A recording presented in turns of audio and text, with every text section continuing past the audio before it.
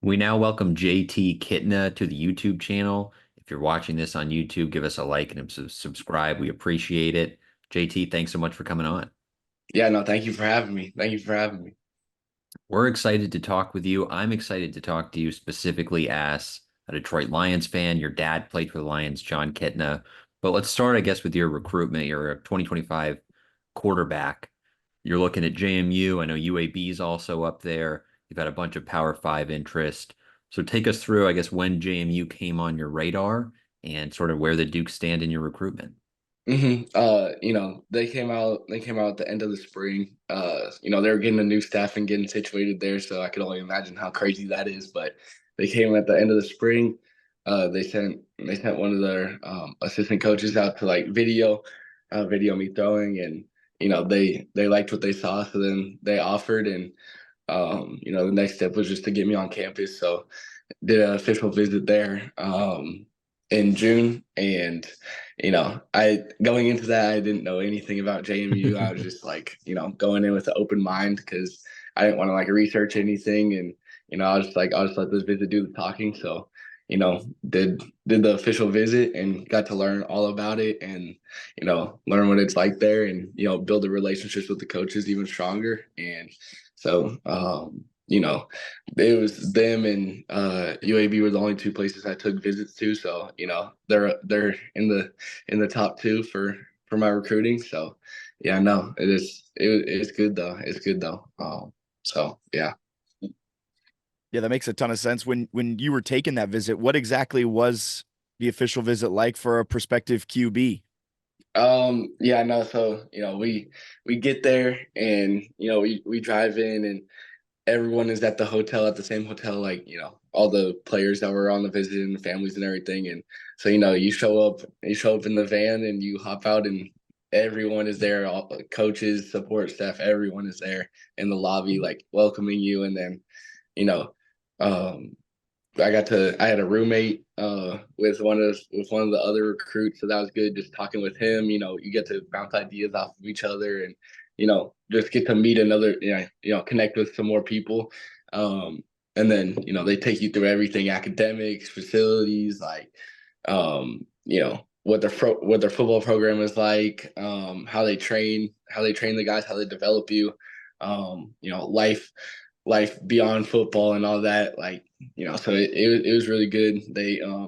You get to hang out with your host a lot, and meet all, like, I met so many of their players. I don't even remember all the names because I met so many of them like at once. And like, so you get to spend time with them away from coaches. So like, if like they're telling the truth or not, I guess you could say. But like, um but I mean, nothing that the coaches said was off from what the players told me to. And so you just get to meet all of them and see what it's like to be a Duke whenever you're up there. And you know and it's not like, so if it's a recruiting pitch or if it's real. So you get to see what life is like a little bit, hanging around the team. So no, it was good though. It was good though.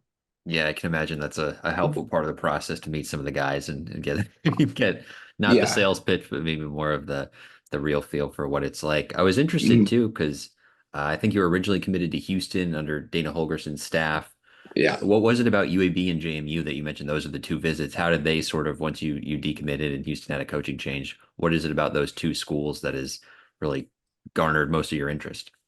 Well, I mean, they just recruited me the hardest, and go, love where you're wanted. So, they both want me there, and I like the staff a lot, and I like what they how they coach and how they develop, and it's more than football, and also the development for football. Like, they're developing to be the best player possible. And so the staffs are a huge, huge deal for me. And just their styles of play, both of them, they fit my style of play. And you know and like I said, they recruited me the hardest. So if you recruit me, I mean, I'll listen to you. So I mean, that's the biggest thing. And the staffs were great and everything. So yeah.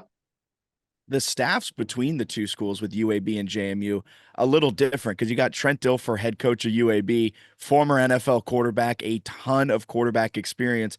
And then JMU, you got Dean Kennedy as the offensive coordinator. I think this is going to be his second year as the full-time offensive coordinator. Hmm. Kind of a stark contrast in overall experience.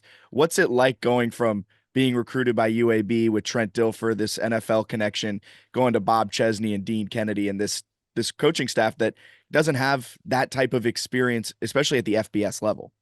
Yeah. Well, I mean, you they have more experience coaching in the college world, I guess you could say.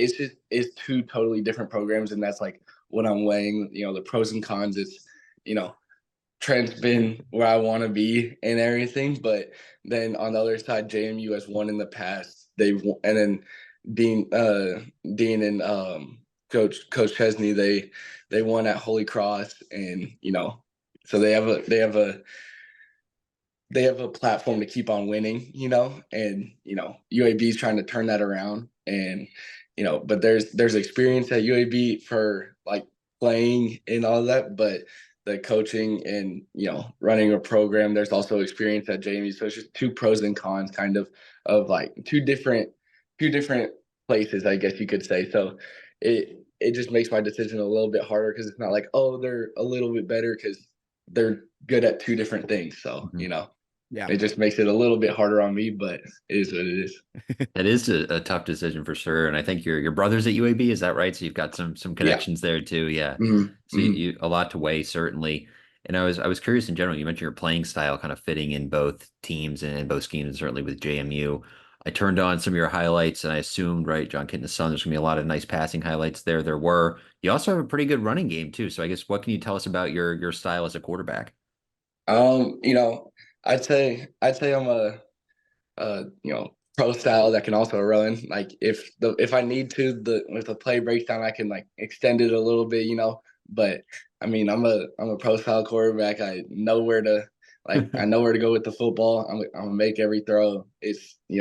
I pride myself in knowing where to go with the football and knowing what the defense is doing, what my guys are doing, all 22 people on the field. So, make the right decisions and go the right places with the football, and then making every throw. And if I need to, I can use my legs, but that's not my first resort. I'm trying to get the ball down the field, push the ball down the field. So yeah.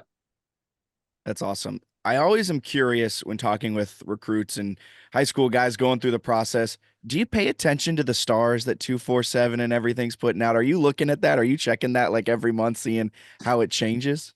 I mean, for me, lower level recruit, like they're not gonna change mine very much. And at the start, I was like, oh dang, like this, that. But I mean, God has a plan for my life, so I don't really get caught up in all that. And I know where I'm at in my development, and I know what I think about myself, and that's different from them. And I'd imagine they haven't turned on the tape and actually broke down what it's like for me as a quarterback. They haven't watched all my game film and all that. They just go off of you know offers and highlights and all Yep. that. And so, and who went to what camp. So it doesn't Yeah. I don't really get caught up with that. I just know that God has a plan for my life, and the only thing that's really big for me is what coaches like me at the college level. Because I mean, it doesn't really matter what they say as on the recruiting website. So I mean, it's what it is.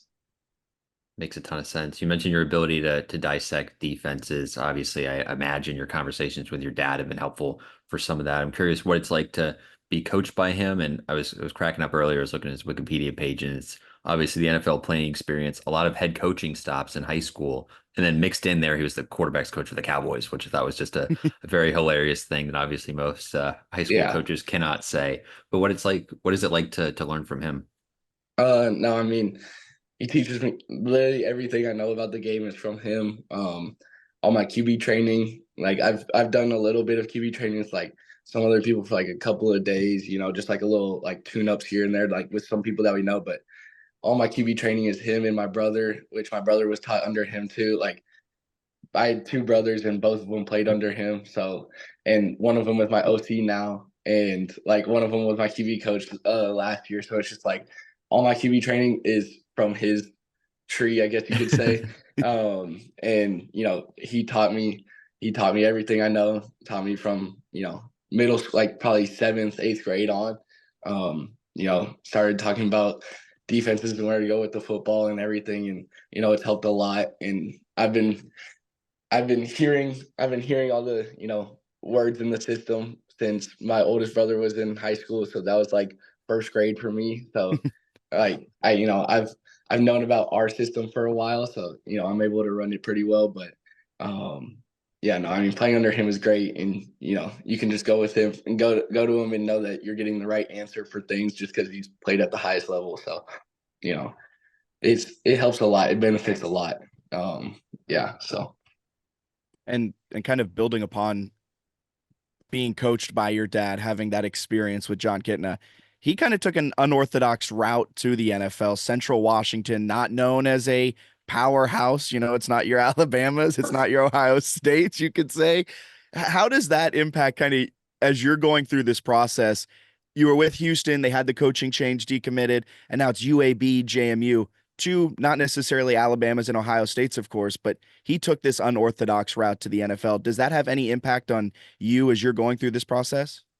Yeah, I mean, if you look at all the NFL QBs, half of them weren't at the Alabamas, the Ohio States. Like there's a lot of them that were, but you know if you look at all the backups and all the starters, like you get people that were just from random, like Josh Allen, Wyoming. Like you just get like random like schools like that. So like my dad, he went, that does weigh in. Like if if that's God's plan for your life, you're gonna be in the NFL, and like you're gonna make it there one way or another. And shoot, UAB is way better than Central Washington University. JMU is way better than Central Washington University. Like those are still group of five. Like JMU's winning all the time. Like UAB is still group of five. Like they're in good conferences. It doesn't really matter. Like Central Washington was an NAIA school, and like he wasn't even supposed to be in the NFL. So like it doesn't, like he had no interest out of high school. Like he just went there because he could play baseball. He didn't really like football that much. Like so it's just like if that's God's plan for your life, you're gonna be there, and just trusting in that plan and doing everything you can to make that plan come true. And if not, then it is what it is. It's God's will. So. Awesome. I was interested too. I read an ESPN story, I think it was, that mentioned obviously the JMU and UAB were kind of your top two, and you might not make a decision until after your senior season. Is that still the plan for you in terms of when you plan to commit? Yeah, I'm doing a 40-day fast right now, just for my college decision, just to get more clarity on it and everything. But you know, it'll probably be after my season. Just I think this season is going to be different for me. But you never know. So I'll hear out of Power Five school if they come along, but it's between them two, and I'd like to see how things work out between them two, and I'm not really in a rush to make a decision. So yeah. And my last question is your senior season at Lakota East. What are you hoping to do with your team this year? Shoot, win our conference. We haven't this team hasn't really been good in the past years. Before we took it over, they were a triple option team for like 20 years, and Wow.